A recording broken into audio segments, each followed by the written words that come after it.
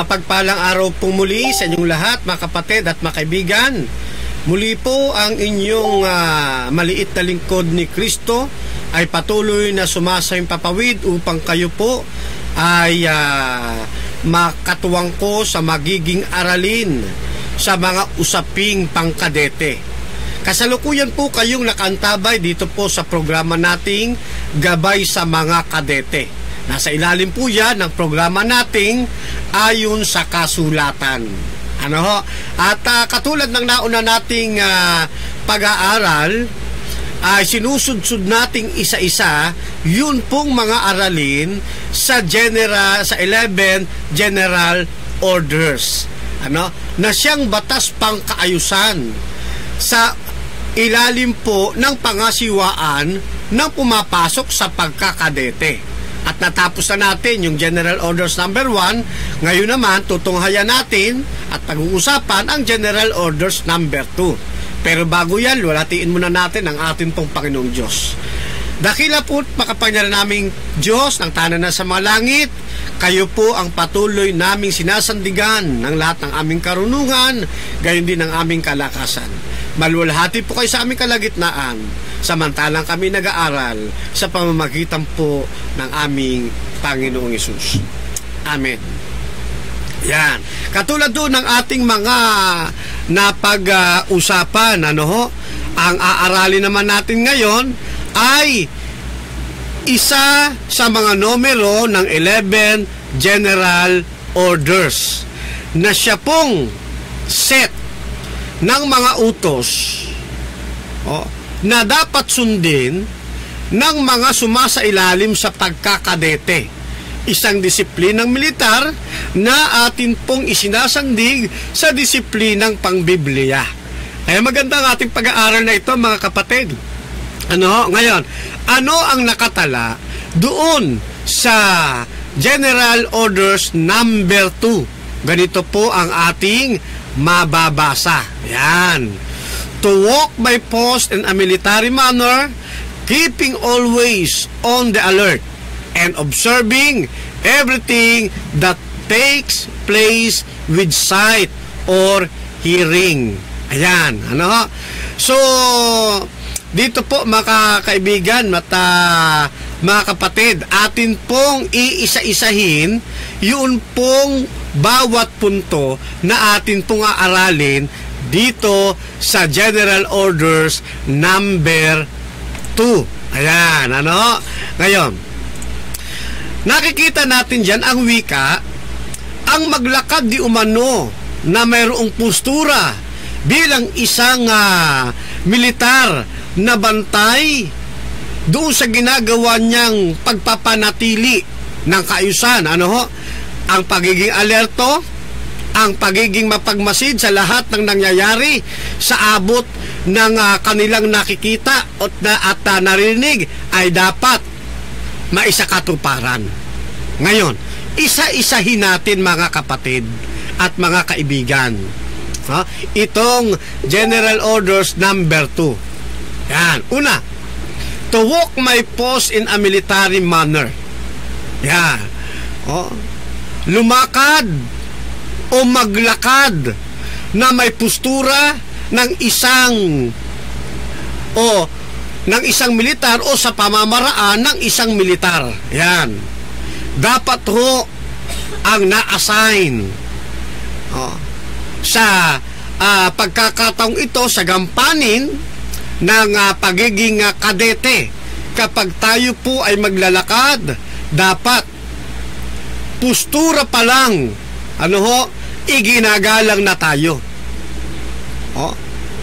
Dapat sa paglalakad pa lamang natin makikita na yung ating disiplina.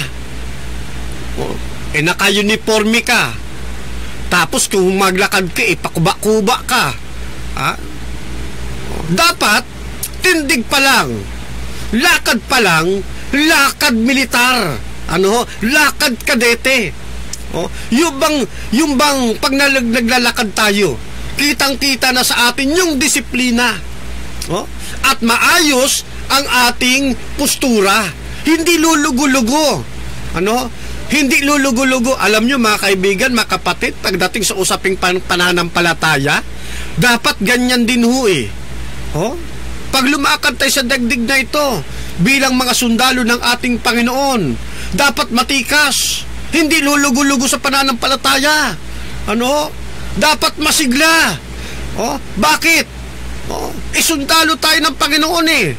Yan. Ganun din ho dito sa ating pinag-uusapan sa General Orders number 2. Dapat pag tayo'y pumustura, pag tayo lumakad, oh, yan, tindig militar, lakad kadete, maayos ang postura. Oh, tulad ng mga nakikita natin, oh, diyan sa mga kasundaluhan natin.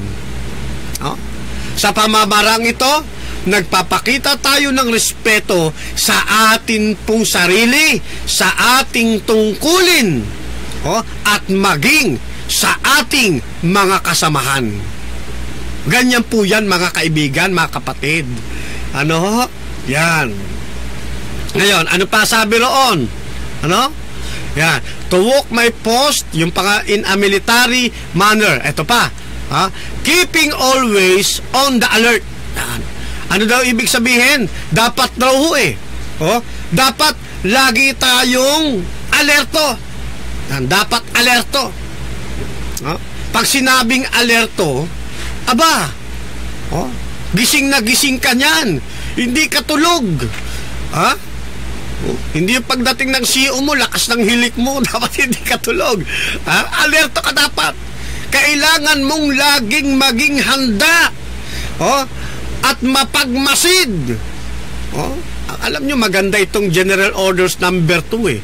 Kahit sa usaping pang pananampalataya, ipasok mo rito talagang applicable eh. Oh? Papetiks-petiks siya sa mundong ito ng pananampalataya. Aba, bigla nang dumating ang Panginoon, hindi ka handa. Oh? Dapat, lagi maging sa spiritual nating kalagayan, handa tayo. Anumang oras dumating ang ating Panginoon, oh?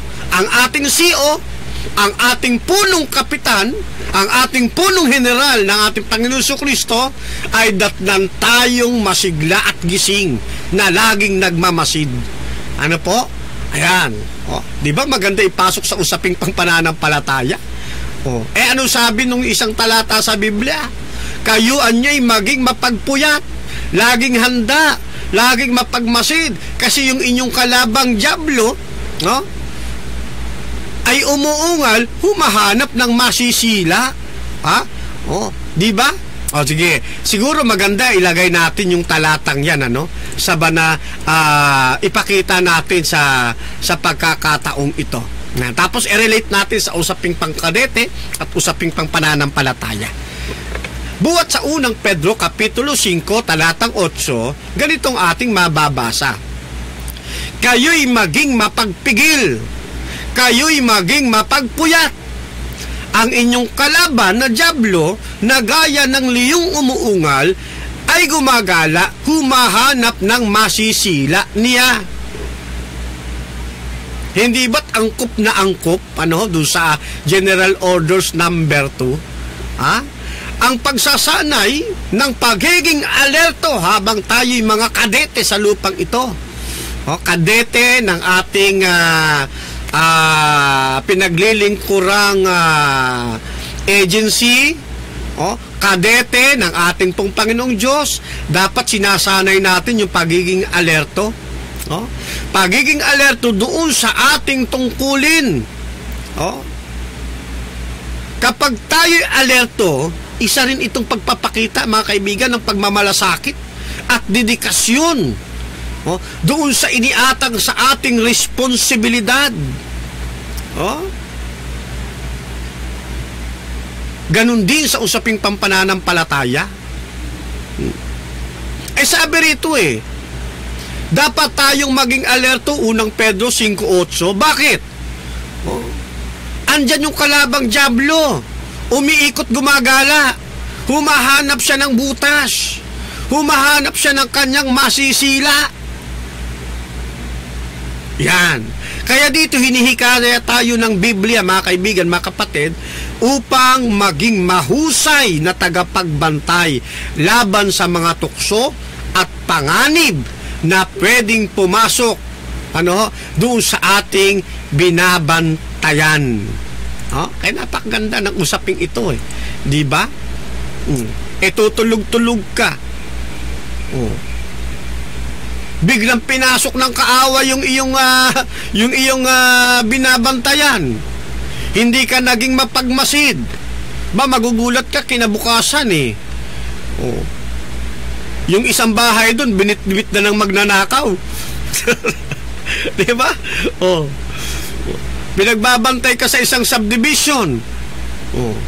Nagulat ka nang nagkaroon ka ng pagmo-monitor ng umaga. Yung 20 bahay na binabantayan mo, nagulat ka, 12 na lang. Ninakaw na yung iba. Ano ibig sabihin? Dapat lang tayong maging handa, dapat maging mapagmasid. Ganyan po, dapat tayong maging alerto. Hindi dapat tayo hindi dapat nawawala sa ating paningin yung mga kaganapan doon sa paligid nating binabantayan. Kailangan nating maging maagap maging sa anumang mga magiging pagbabago o kaganapan doon sa ating lugar na binabantayan. Kaya nga alerto tayo dapat Yun ang sabi ng General Orders number 2 Ang isang kadete dapat alerto. Di ho ba? Mamaya tutulog-tulog ka. Tapos ang binabantayan mo, bangko. Pagising mo kinaubagahan, wala nang laman yung bolt. Kasi hindi ka naging alerto. Yan, dapat maging alerto. Maging sa pananampalataya, kaibigan, dapat maging alerto rin tayo. Alam natin yung mga kaganapan sa paligid.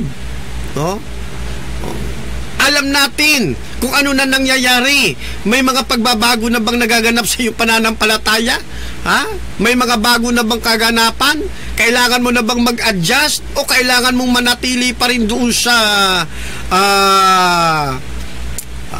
hindi ba mga ganun po yan, mga kapatid, na dapat maging alerto bawat isang mananampalataya? Di ba? Kaya hindi dapat tutulog-tulog, mga kaibigan. Sino man ang dumating dyan, ano man ang maging sigalot, alam natin bilang mga kadete at mga mananampalataya ang dapat nating susunod na magiging hakbang dahil alerto tayo. Yan. Ano pa yung ano pa nga yung isa? Sipiin pa nga natin. Yan. And observing everything that takes place within sight or hearing. Yan. So, eto, aralin naman natin to mga kapatid at mga kaibigan, dapat maging mapagmasid sa lahat ng nangyayari sa abot ng iyong nakikita o naririnig. Katulad din ito ng pinag-aralan natin sa pagiging alerto.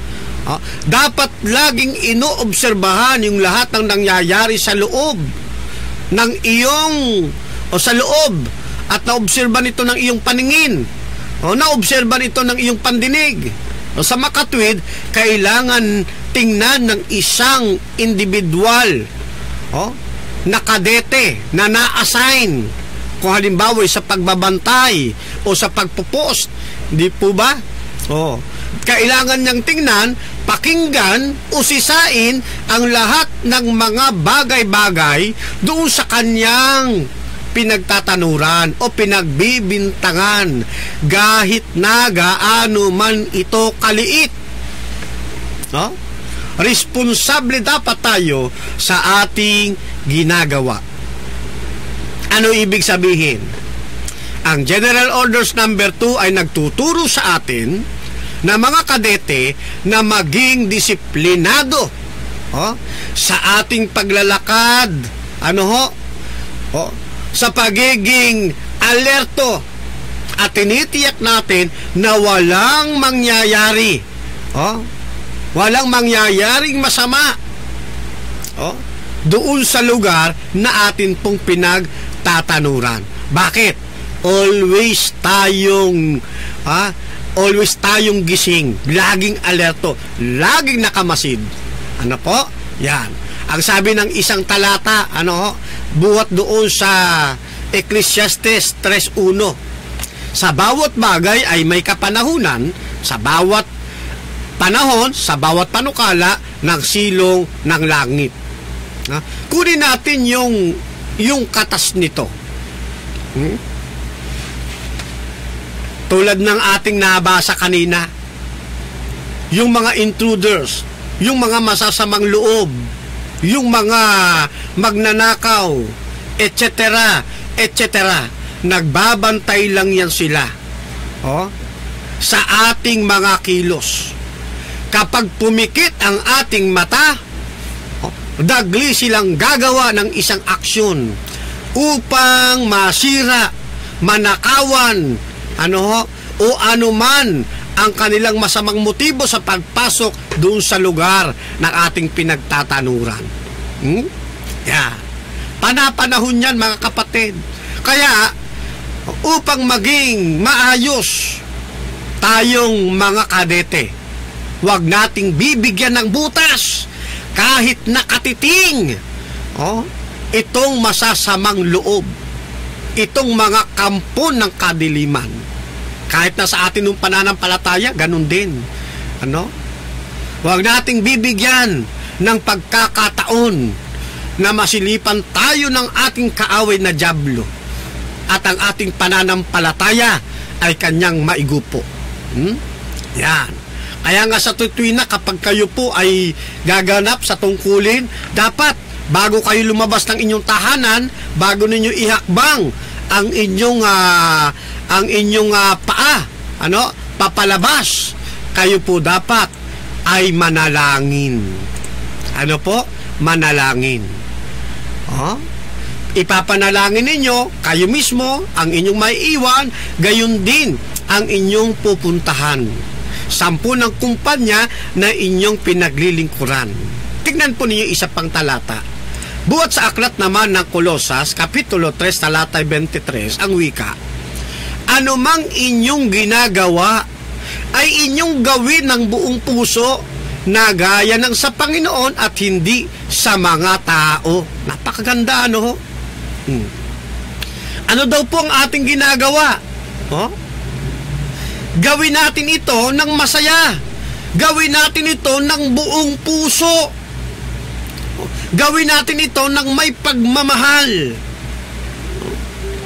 na gaya ng sa Panginoon at hindi sa mga tao.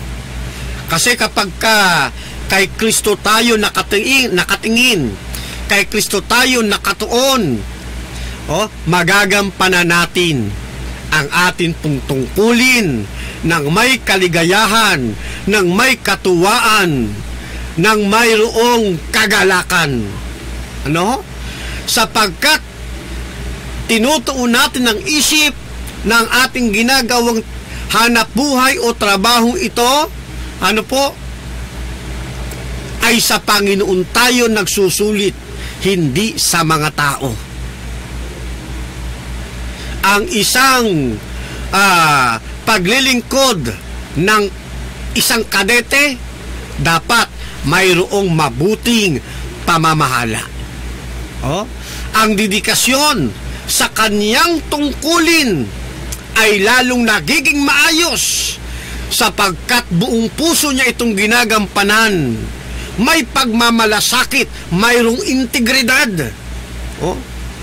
At iniaayon niya ang kanyang sarili sa prinsipyo ng Panginoong Diyos bilang mga kadete.